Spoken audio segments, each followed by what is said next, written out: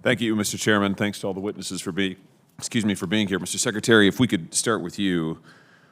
Can you tell me, just give me a sense with regard to the budget, what specifically does this budget request do to increase the Air Force's ability to deter a Chinese fait accompli situation in Taiwan in the next several years? Senator, I think it provides a number of capabilities that will effectively do that. It sustains the current force to a level which supports combatant commanders. It's acquiring systems like the F-35, though not quite at the numbers we would have originally intended, as well as transforming some other elements of the force structure with increased capabilities.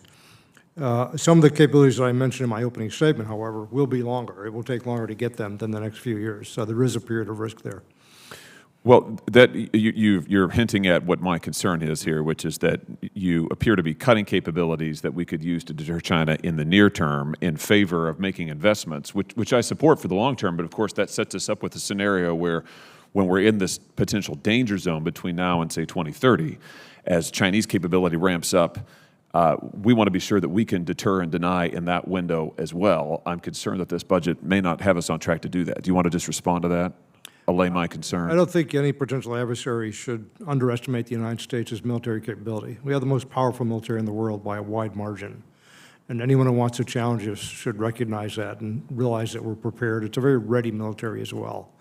It has global responsibilities, and because of that, it's fairly large, but it can swing those capabilities from one theater to another fairly quickly. So any potential adversary, I think, should be given great pause when it looks at possibly taking on the United States at any point in time. Now, the risk is increasing over time because our adversaries, potential adversaries, China, the one I'm concerned about the most, is fielding increased capability over time. So we have to respond to that. And we're making marginal changes in the near term in order to have greater capability in the longer term. Let me ask you specifically about Pacific Air Force's PACAF. This would be the point of the spear for the Air Force, is the point of the spear for the Air Force in the Pacific. Were all of the posture requirements identified by PACAF for this fiscal year 23, this budget cycle, were they funded in the budget request? We don't fund posture requirements per se. We fund organizations that then are used to provide forces to combatant commanders. There's a constant dialogue, and General Brown is very involved in this, about what portions of our force are forward and how, as we modernize, we take forces out and replace them. So there have been discussions about what forces to keep forward, and as we retire certain aircraft, what should be, changed in terms of forward posture. And that's a continuing dialogue that really happens in the context of the Joint Staff and under the Secretary of Defense's direction.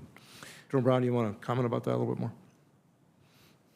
Sure. So, part of that dialogue is not only with PACAF, but also with the, in this case, Indo-PACOM, with Admiral Aquilino on his requirements, and to balance that between all of our global commitments to be able to not only support Indo-PACOM, but also the other combatant commands, and EUCOM is one of those today that you see. So there is a constant dialogue about how we base, how we posture, and how we and actually train our airmen as well to handle really all the threats that we think we might face. So are you telling me, Mr. Secretary, that there are no unfunded requests from PACAF? They got everything they wanted? I'm not aware of their request. Any unfunded requests from PACAF. They may have them, but I'm just not aware of them. Okay, great. Could you take that for the record for me? If there are unfunded requests, would you provide those to me? Certainly. Thank you. Let's talk about long-range anti-ship missiles, if we could. If we were to be in a kinetic situation with China, fight with China, we'd burn through LRASMs pretty quickly, wouldn't we? That'd be speculating. We are acquiring some LRASM for the Air Force in our budget, and we probably will be doing more as we go forward. Yeah, here's my concern. Last year, you requested 0 LRASMs. This year, it's 28. Combined with the 60 LRASMs requested by the Navy for FY23, that means we're only buying 88 total LRASMs in this budget year. I mean, can our industrial base not produce more than 88?